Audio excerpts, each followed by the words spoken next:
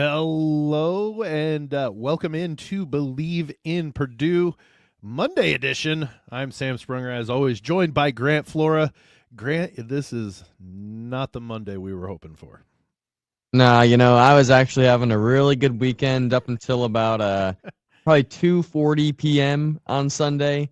Just I got to broadcast a couple of games for my college. Their senior day was on Saturday, and I got to hang out with some friends and just I didn't have a ton of work to do this weekend. Like it was just really going well. Uh, Purdue versus IU started out nice, and I was like, okay, this is gonna be a good weekend. And then about 2:40 p.m. hit, second half started, and it dropped pretty quickly. And yeah, now it's not the greatest Monday morning I've ever had. Well, within the first, 60 or I believe it was 80 seconds of the second half, IU had shaved that 12-point lead down to only 5. But then ultimately going on, I believe it was a 28 to 3 or 4 run, excuse me, to comfortably put the Boilermakers away. Final score 73-58. A couple of things. You mentioned that first half. Again, I will never say refereeing loses ball games ever. Period. But what happened with Anthony Leal and Caleb First was an atrocity that is still befuddling and bewildering to me. There's no L in there. To me, that it went from a personal foul. They looked at it to see if it was a flagrant 2, and they said, "Oh wait, no, there was no foul at all."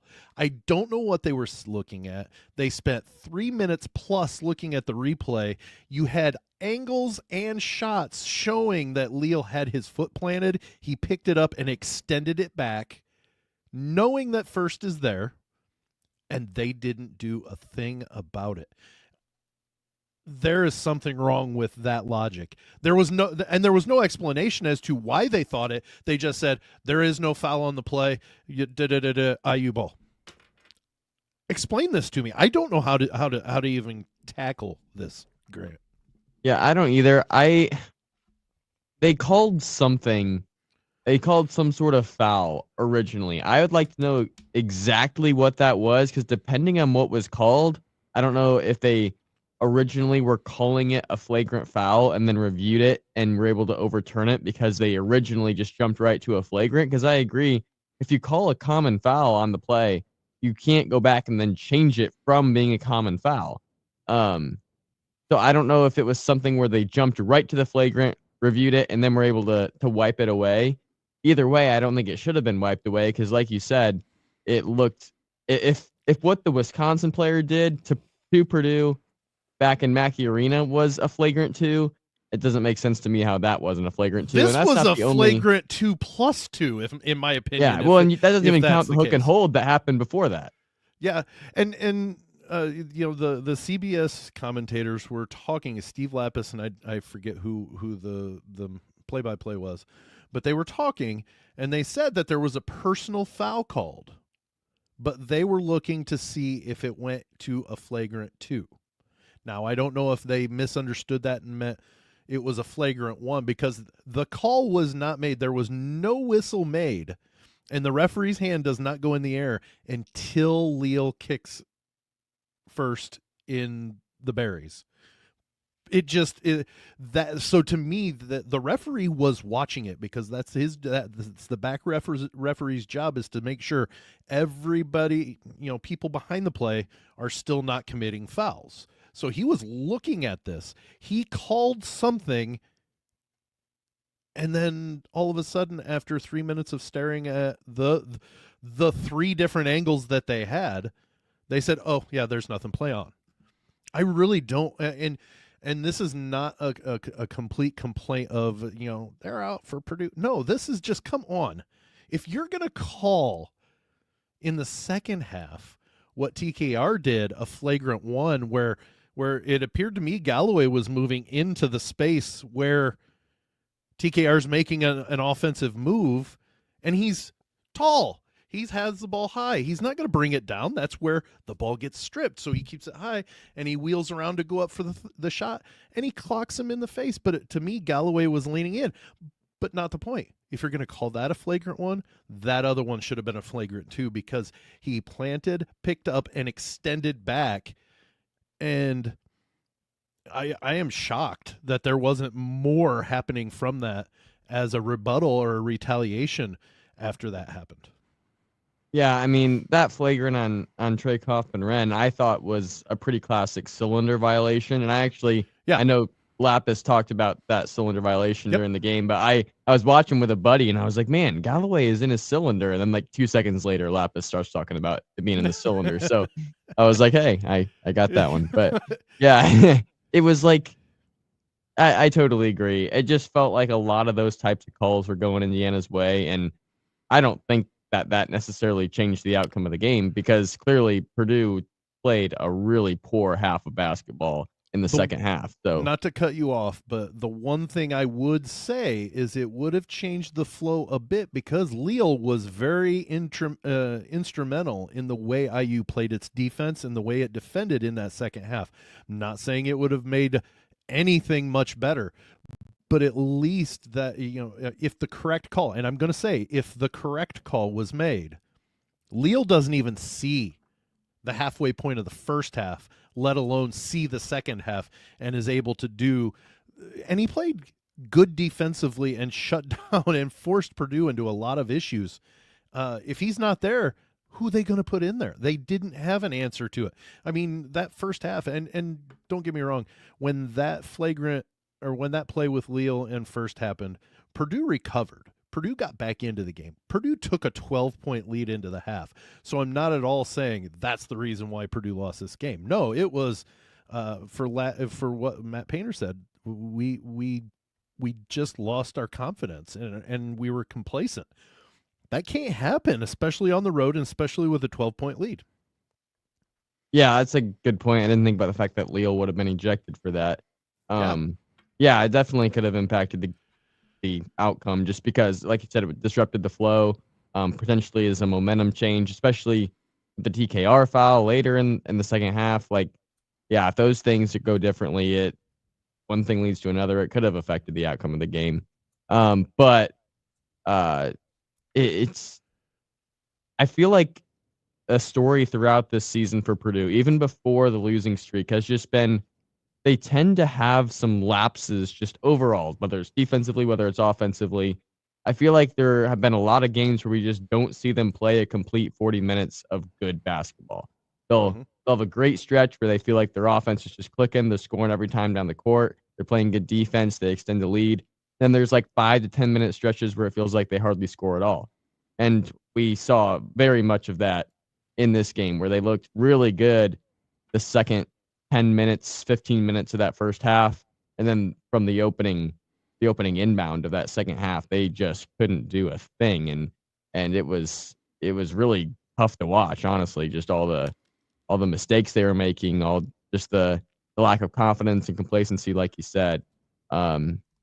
So those calls didn't have to make as big of an impact as they did, but looking back at the way Purdue handled the second half, yeah, it definitely is a little frustrating. Well, and like we mentioned right near the beginning is this game, or this second half, IU went on a 7-0 run inside the first minute and 15 seconds of the half. And you kind of wondered, okay, is that the storm? No, the storm got completely worse because again we get to the point, and it seems like I could have this recorded and just play it again, is you've got to stop breaking down at the hoop. There at one point, and I don't know exactly the time frame, but it was in the second half. At one point, IU had taken 12 shots inside the 2-point or inside the arc and made 11 of them. Now, and I think 6, maybe even 7 of them were point blank at the hoop. And at some point, you've got to have a second presence at the rim, because TKR is pulled out and he plays defense outside of just the paint area. It's not last year where Zach Edey could kind of set up shop and be that ever present deterrent there at the hoop. But there has to be somebody else that's a rim enforcer that's not just TKR, because for one thing, you can't afford to him to get into constant foul trouble, which again we ran into again Sunday. Yeah, teams are starting to really take advantage of Purdue's lack of rim protection. I Yeah. mean, Purdue is really struggling to just guard a simple pick and roll at this point. I mean, Indiana had several lobs just to their big men at the rim, and guys like Will Berg, with the couple minutes he played, he couldn't do anything about it. He was helping too much over on the ball handler, and TKR, Caleb First, just didn't quite have the size to do much about it.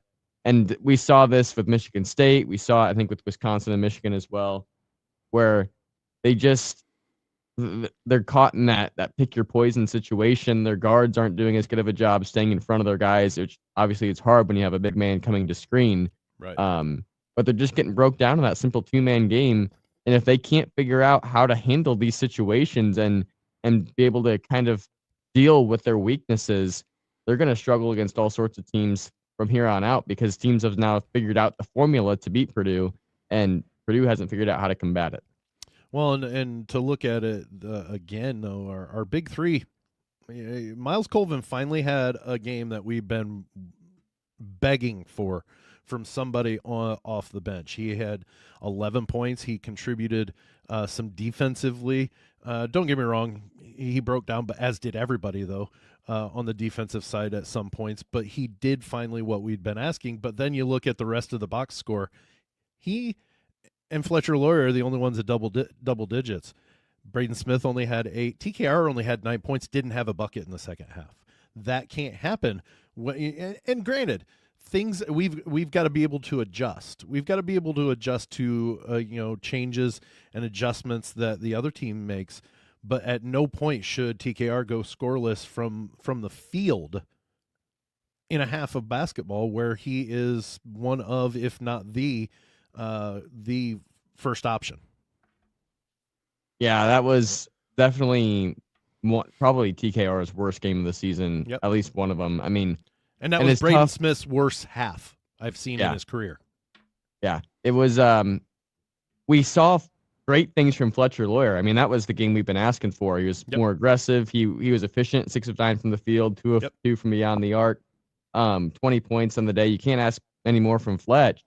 But Braden Smith and TKR, especially in this losing streak, their production has just kind of slowly declined. And if that's going to happen, I mean, Purdue really is going to struggle no matter what, because they just don't have the skill, and their skill hasn't been developed yet outside of those top 3 to be able to handle a situation where those 3 aren't clicking. Yep. And when Smith and TKR weren't clicking today, they only combined for 17 points. And they weren't efficient either. Smith 2 of 8 from the field. TKR 4 of 11 from the field. That's a combined 6 of 19. Not going to cut it, especially on the road against your rival. And let's get clear. We're not criticizing these young men. We know how hard they work. We know they're just hitting something that is unseen since 2020, I believe, was the last time Purdue had a 5-game losing or a 4-game losing streak. And this is, and maybe even longer. But I know I'm pretty sure it was 20, but maybe I'm wrong. But still, the point being is these guys, why I'm completely and utterly supportive of them. It's just really frustrating to see, building a 12-point lead almost every game. Well, at least every game during this losing streak, they've had at least an 8-point lead, if not more, against the team they ended up losing to. And that is kind of the frustration in this season is we've seen the intensity, we've seen the production, we've seen it during these games that you ultimately end up losing. And for it to culminate into a 15-point loss in Bloomington after you went to the half with a 12-point lead, this is where I still believe in Purdue, but at the same time is something's got to change real quick. Luckily, there are still some games left before even the Big Ten tournament. And the Big Ten tournament, while it's not held at this level of you want to necessarily win it. It will help you get into that mode to where you can make adjustments maybe. But it's got to start Friday night. It's got to start then. And that's the good news is they don't have to play another one until Friday night. It's a home game. Now, UCLA is not going to make life easy at all. I mean, if Purdue can lose to Wisconsin at home, they can lose to UCLA. For sure. So they're going to have to bring it, but at the same time, they're going to be sitting with this loss all week, and they're going to come home on Friday night and play a game against UCLA. So if there's a time where you expect them to bring it, it would be Friday night against UCLA, especially UCLA. I don't know when the last time UCLA was in Mackey, but I know that it was the first game ever played in Mackey, and it was that might have been John the last Wooden. time they played Purdue. Right. So that'll just be an interesting storyline. But it's, again, I expect Purdue to come out and bring it, coming off this loss in particular, with it being IU. But at the same time, I expected them to bring it against IU and against Michigan State. It's not that they didn't bring it, but you expect them to win those games, and didn't maintain it. That's the biggest problem, I think. Yeah, the last time UCLA played at Mackey Arena was actually against Michigan State in the opening round game of the COVID tournament, where it was all at in Indianapolis and surrounding areas. Mackey Arena hosted UCLA and Michigan State, and I forget what the first game was, but it was a non-Power 5 at the time game, and then it was Michigan State UCLA there. But and UCLA ended up getting to the Final Four that year, so they won the last time they were in Mackey. But hopefully, right now, as we sit, Purdue and UCLA are tied for 5th in the conference at 11-6. UCLA off a win against Ohio State, but now we're flirting with the only one bye in the tournament, in the Big Ten tournament. Granted, I know Matt Painter and the Boilers do not really care much about how successful you are inside the Big Ten tournament, because that's a lot of prep and a lot of back-to-back days of putting together top performances to try to win a Big Ten tournament. Now, the fact remains is they're never going to try or intend to lose a game. So they're going to go in. This is just adding one more if they can't get back up into that top 4. Yeah, ever since the Big Ten tournament expanded to 14 teams, the only time Purdue was ever not a top 4 seed was the COVID year that ended up getting canceled. So essentially, they have never not had a double bye. And on one standpoint, maybe having an extra game could be helpful if it helps them get back on track and they make a deep run. But I mean, you just don't want to get that double bye just because it makes it easier. And if you have to play on Thursday, it makes it harder to play later on Saturday if you get that far. So definitely getting a double bye would be important. I think it's definitely still possible because Maryland has to play both Michigan State and Michigan, plus a couple of other interesting games. So plus Purdue and UCLA play. So Purdue beats them, Maryland loses even one. If Purdue and Maryland tie, Purdue gets the tiebreaker. Yeah, if Purdue can win out, which with the way Illinois is playing, it looks like a win in Champaign might be possible. Not going to be easy because it never is, but definitely could be possible. A win over UCLA at home hopefully goes well, and then they have Rutgers at home in there too. I think those are their last 3 games. Yep, those are the last 3, UCLA, Rutgers, and Illinois. Yeah, so they get on track. They can find a way to win those 3, and like you said, if Maryland just loses once, Purdue is a tiebreaker, and they slide into that 4th seed. So it's still definitely reason to believe that Purdue has a path that will help them be prepared for the NCAA tournament ultimately, but it's just not where we really thought they would be at this point. Well, they've got flaws. That's the one thing that we kind of knew going into it, and we even said as much as, this team has flaws, and it's gonna get kind of rocky at points. And right now, Purdue's sitting at 19-9. Did I think they were gonna lose 9 games all season? Thought they could. Didn't think they were gonna with before the 4-game slide. I thought, okay, they're gonna maybe lose a couple more and have 6 or 7 losses total going into the NCAA. Well, you know what? That ship sailed. We're at where we're at now, and it's just a matter of getting back to the point where they're playing confident basketball again. And I just realized where we're at in the time. So let's finish this conversation on the other side of the break. We're going to go ahead and take a break for the audio podcast. You're listening to BLEAV in Purdue on the BLEAV and Lounge Sports Network. Okay, we're back. So this is, I was never envisioning a 4-game losing streak. I really thought maybe even, hey, we lost 3 out of 4, maybe, but not 4 in a row, and looking as suspect at times as I've ever seen Purdue in probably 10 years.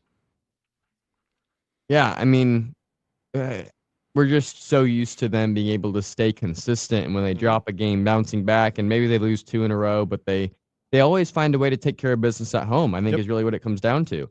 And the loss, 3 of these 4 games were road games, but the loss to Wisconsin was the one that really bewildered me, especially with the way they started that game. Like, that's a game Purdue always finds a way to win at home even against a ranked opponent, especially on a weekend.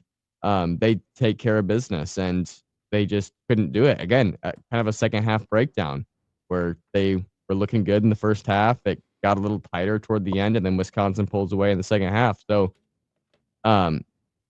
yeah, I guess that's why Friday is so critical, is because you have to find a way to take care of business at home first. And if they have a couple of nice wins at home, they'll head into Champaign and try and get one more road win. But yeah, it's more of a flawed Purdue team. Just their weaknesses are so big. They have great strengths, but their weaknesses are bigger than we're used to seeing. And again, they also don't have the inside presence we're used to. This is the first time they've played this small, this consistently in, I mean, I don't even know how long, but a long time. So it's probably the pre-AJ Hammond's days. Well, and I knew it would be a big deal to a certain extent when Daniel Jacobson broke his leg. He was expected to be a big part of this rebound from post Edey time, and with him going out, that takes a ton of size away. That takes one body that is expected to be a contributor in some extent, even if it's just being the other big body next to TKR, and would he have gotten pushed around? Would Daniel Jacobson got pushed around by Omar Ballo? Yeah. But who doesn't? I mean, the dude is a truck. So, I mean, but that height is where that comes into play. Now, does that make me look really forward to next year with Daniel Jacobson back? Yeah, absolutely, because he's going to be a year older, going to have some time to work on getting bigger, and guess what? He's going to be 7'4" still. So, or 7'3", whatever, however tall he is. But that it makes me excited for that. But I didn't realize, I guess, exactly how critical that injury was way back in December. Yeah, you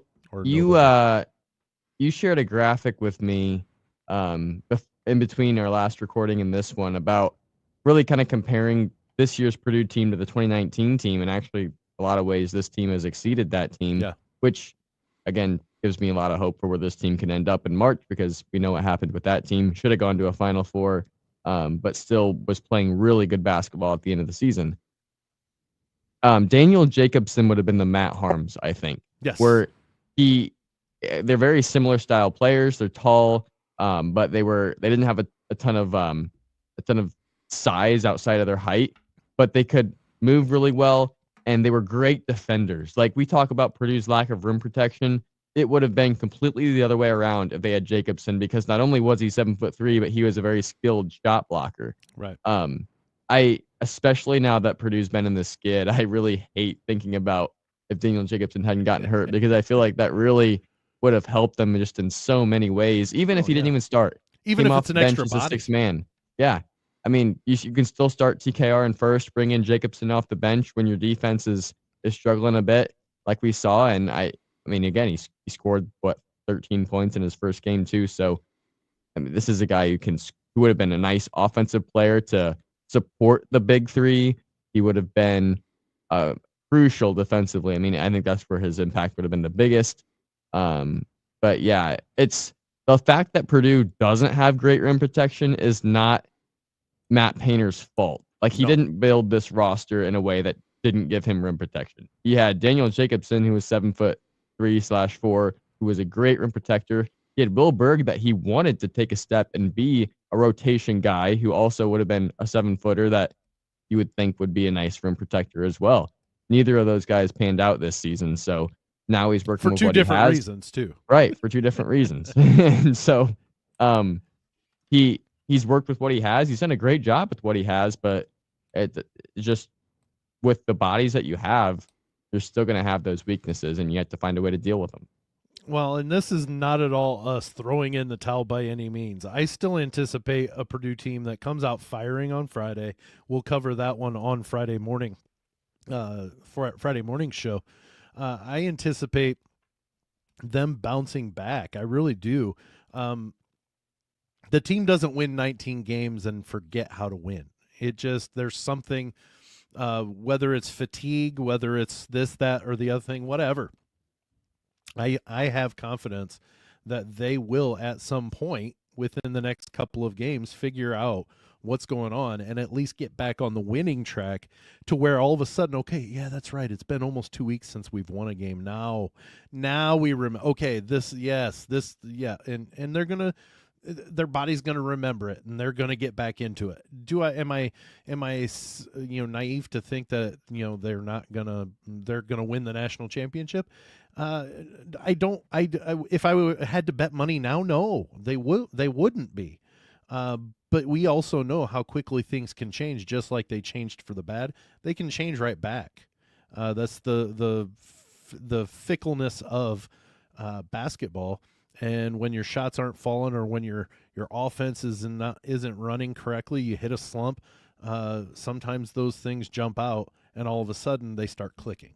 And that's just what I anticipate with Purdue the rest of the way. Yeah, I mean, I guess just to compare back to that 2019 team again, I know they lost at least one or two of their last regular season games, and then they went and lost the first round of the Big Ten tournament in a game they shouldn't have lost. I believe that was against Minnesota too. Yeah, I think they lost twice to Minnesota in like their last few games between the regular season and the Big Ten tournament. And then they come out in March Madness and just ride a heater, and again are about 5 seconds away from making a Final Four. So it's, like you said, things can change rapidly, and this Purdue team still has a lot of talent. You still have one of the best, if not the best, point guard in the country. You have a big man that is averaging about 20 points a game, and you have other solid players around him, including Fletcher Lawyer, who is hopefully starting to hit his stride again after today's 20-point performance. Right. So, yeah, like you said, you cannot count out Purdue. We're not counting them out. We're still excited to see where this goes. It's just the 4-game losing streak has been unexpected and has kind of changed the position Purdue's going to be in. And so they're going to have to find a way to deal with those things, fill those holes, but still more than capable of being a factor in the postseason. And anybody that is on the Fire Matt Painter bus, stop. Okay, just stop. Okay. Well, that brings us to the end of Monday's edition of BLEAV in Purdue. It's always tough to talk about what's wrong with the team without sounding like you're complaining too much. But Grant, we both love our Boilermakers. We both have confidence this is going to change. And you know what? We can come back Wednesday and talk about it even more. If anybody wants to let us know how things are going, find us on social media and let us know what you're thinking. But we'll be back on Wednesday to talk a little bit more about this Boilermaker team, and maybe a guest. I've been efforting, but I don't know if I'm going to get him or not. But for Grant Flora, I'm Sam Sprunger. Thanks so much for joining us in BLEAV in Purdue. We'll see you Wednesday.